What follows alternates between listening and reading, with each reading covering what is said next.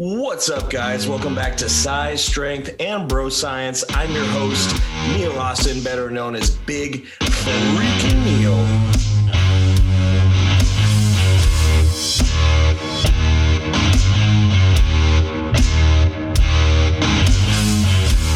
And today we're doing something a little bit different. I'm actually rolling solo. No guest in the house with me today. But if you haven't listened to the last few episodes, I've had some awesome guests on here so far. So definitely go check those out. A couple weeks back, I sat down with my buddy Ian Padron for an awesome episode. He's got an extensive education background in fitness. So it was really cool sort of pitting the weird bro science-y quirks of the bodybuilding world against his actual formal education about exercise science and fitness. So that was an awesome episode. Definitely check that one out. The week before, I sat down with my buddy Ty Center, a very seasoned and well-decorated competitor, as you'll see from his backdrop, which is covered in hardware and trophies. Awesome guy, had a lot of really cool things to say, shared his story, sort of how he got started in fitness and went from, believe it or not, being on a cheerleading team to being an awesome, well-decorated, very well-deserved competitor. Week before that, I sat down with a former client and good friend of mine, Brittany Young. She is also a former competitor. She did one bikini show, which I actually prepped her for. And since then, she's transitioned into more entrepreneurial ventures and had some really great things to say about transitioning from prep life back into some sense of normalcy, some type of normal life with your sanity intact, which is not easy to do. So definitely go back and listen to those three if you haven't already. On the agenda today, I'm going to sort of walk you guys through my off season so far, which has been very successful, and ultimately share with you guys what I believe to be the three keys for having the perfect, most flawless off season you can. Now, let's define off season for the sake of this episode. Off season, in my mind, is a time to really strive for improvements in your physique, to actually synthesize new muscle tissue because you're actually feeding your body enough to grow new muscle tissue. And it's a chance to bring up your weak points. So, for example, I know for myself, I need to bring up my arms and shoulders as well as my calves. So that's what I'm focusing on growing in my off season, and just putting on some more size all around, some well-balanced quality muscle size. Now, let's start with golden rule number one. I believe this to be the most important thing ultimately when it comes to quote unquote off-season training. In a nutshell, you have to work your ass off, guys. You have to train hard. And that's exactly what I've been doing ever since my show. Literally the Monday after, I was back in the gym, training my ass off. And what I mean by that is not just going there and throw weight around and kill yourself with no rhyme or reason, right? There has to be a game plan that you're executing on efficiently and effectively. But ultimately, what drives the biggest changes in musculature, I believe, is intensity. How hard are you working? How close to their absolute limit are you pushing the muscle fibers? Your muscle fibers are stubborn. They're not going to just grow from any type of stimulus. They need sometimes extreme stimulus to actually grow. Now, there are some studies out there that lazy people like to quote that say you don't have to train to failure or even close to failure, technically, to grow new muscle. There are also studies out there that I much prefer to quote that show that the last handful of reps before failure are when you're growing the most muscle.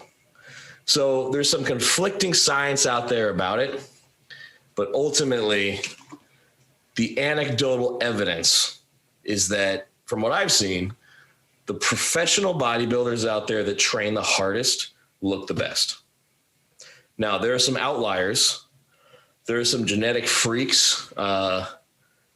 The former 7-time champion Phil Heath is a good example of that, where he's later in his career.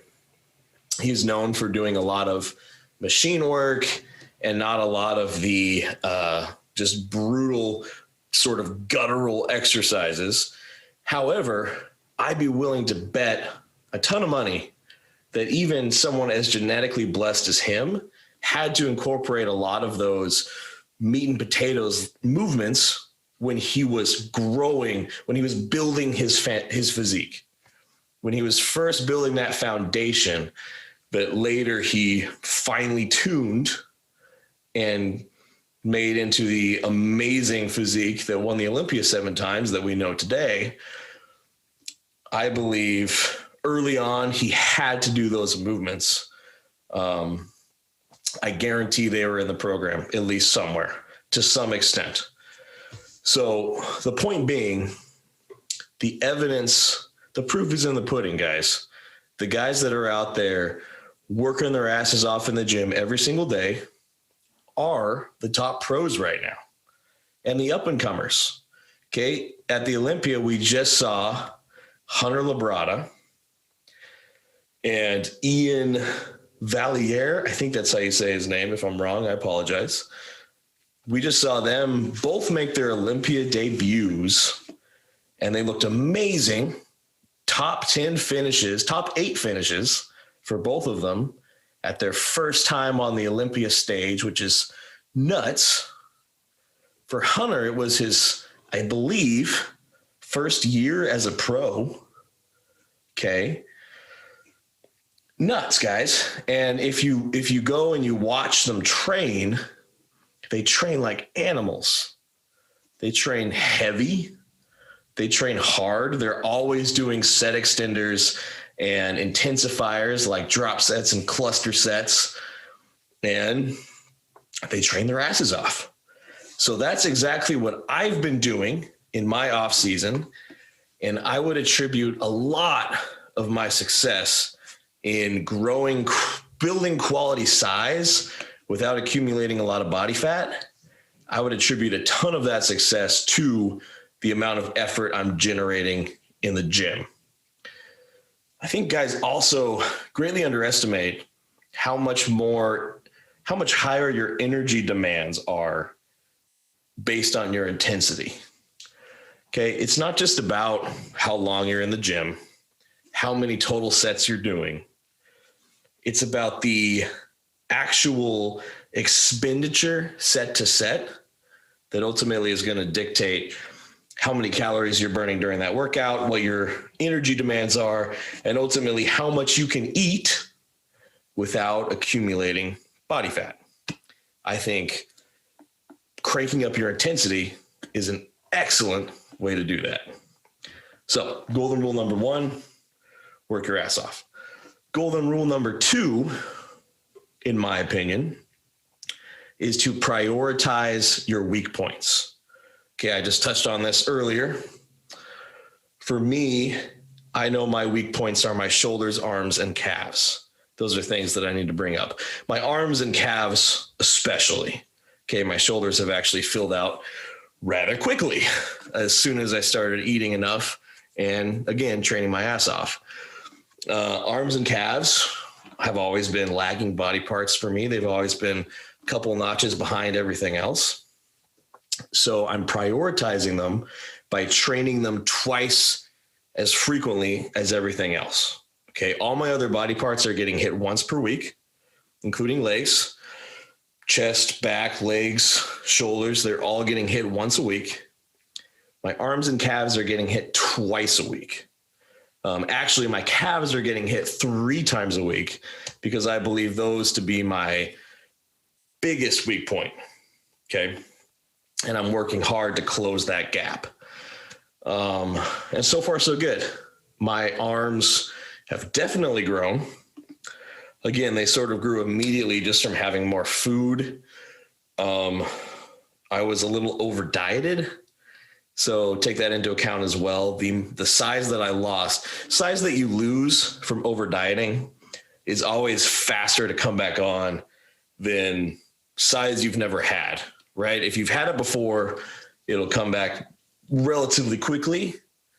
And then once you hit your limit of where you've been, that's when you sort of have to grind for the gains, so to speak. So that's what I consider to be golden rule number 2. It's one of the biggest differences that I see between my powerlifting programs I used to follow and a true bodybuilder's program. Because in powerlifting, you're targeting weak points in terms of your strength. So for example, my lockout on my bench press was always my weakest point of the lift. It's always what gave me the most trouble. So I would prioritize triceps because those are the muscles that you're using to lock out. But it had nothing to do with the amount of muscle tissue there. It was strictly about generating enough power. With a bodybuilder's program, you have to actually look at your physique, give it an honest assessment, figure out where your weak points are, and prioritize them in how you structure your program. That's something that's very unique to bodybuilding as a sport. There's no other program, there's no other type of training program that really requires that to such an extent. Everything else, you can pretty much go in the gym. Even if you're just trying to put on some size, you're not worried about being on stage, you could go in the gym, hit everything once a week, hit everything hard, and you'll grow for sure. As a competitive bodybuilder, that's not always enough. Sometimes we need to target the weak points, maybe train our strengths less so that we maintain our symmetry and we stay proportionate, because that's super important when you're getting on stage. Okay, that's golden rule number 2, prioritize your weak points. Now, let's transition over to nutrition, because as we all know, nutrition is 100% of the battle, right? Training is super important too. More than ever, I'm realizing just how important the quality of your training is and how much your physique ultimately reflects your training.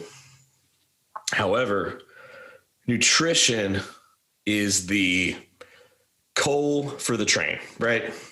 You can have the best, most powerful, fastest train on the planet, but if you're not throwing coal in there, you're not keeping it burning, it's not going anywhere. It's not going to move. That's exactly how nutrition complements your training. You need to get your training on the tracks, headed in the right direction, but without the coal, it's staying put. It's not going anywhere. So my golden rule for nutrition, and my third and final golden rule that I'm going to share with you guys today, is implement a 90-10 nutrition program. Now, what I mean by 90-10 is 90% of the time you are eating 100% perfectly, right? So 90% of the time I'm eating 6 meals a day, 8-ounce portion of protein, whether it's chicken breast, lean ground beef, lean cuts of steak, ground chicken, whatever it is, 6 to 7 times a day, with the right portion of carbs and veggies. Okay, perfection. To the T, every couple hours, boom, the perfect meal, exactly what I need. Another couple hours, boom, another perfect meal, exactly what I need to grow and complement my goals. Now, 10% of the time, I eat chocolate chip cookies. Okay, I'm not going to lie. On the way to the gym, I usually have a pre-workout cookie. Now, the important thing when you are a off-season bodybuilder, and the way that you can make a cookie here and there not negatively affect your off-season at all, if anything, help you with some additional calories here and there, is to not sacrifice 1% of that 90. The 90 has to be there. I'm not going to replace my 300 grams of white rice or my 8 ounces of chicken or my 150 grams of asparagus. I'm not going to replace that with a cookie. No part of that meal is getting replaced with a cookie. The additional 10% on top of those 6 perfect meals is acceptable. That's an acceptable margin to where I'm not in such an exponential surplus that I'm going to accumulate a ton of body fat. The best part of eating like this, guys, is that you can satisfy your cravings. Okay. I don't have to stress about cookies all day long because 10% of the time I eat them and then I don't think about them for the rest of the day. When I first came off of prep, I'm not going to lie to you, my relationship with food was not okay. It was pretty jacked up. And I couldn't open my pantry without staring at the cookie jar. I typically wouldn't give in to these cravings, but they occupied too much mental bandwidth on a day-to-day basis. Because I was so worried about it, I was so restrictive with those foods, and I didn't know how to balance, cutting myself some slack here and there and enjoying myself because I'm not prepping for a show, but also making sure that I'm eating to improve, that I'm eating optimally to make the improvements that I need to make to come back and win. And my solution to this is the 90-10 rule. 10% of the time, free cookies, right? It doesn't matter. Eat all the cookies you want as long as it fits within that 10%. 90% of the time, perfection. Not 1 gram off. Everything's measured. Everything's weighed. You are eating exactly what you need. I track all 6 of those meals in my FitnessPal every day. Every day, guys. Not one day goes by when I'm not logging onto my FitnessPal and logging this food. I think where people really get tripped up in their off season is they let that 10% grow, right? That 10% becomes 12%, becomes 15%, becomes 20%. And pretty soon you're slacking on the 90. You're slacking on your 6 meals. You're slacking on your protein. You're slacking on your quality carbohydrates, your veggies. Everything starts to slide. Too much of your diet becomes consumed with that, what should be that 10%. So now you're eating out every other meal, right? And it's not as high quality food. It's higher in fat. It's too high in calories and not high enough in nutrients, right? It's not the optimal nutrients you need. It's a ton of empty calories. And it's easy to justify because, hey, we're growing. We're eating to grow. We want that scale to move up, and it probably still will, but it's not going to be the same level of quality as it would be if you were as dialed in as you were initially, right? So don't let it slide, guys. If you want the perfect off season, then you have to be perfect at least 90% of the time.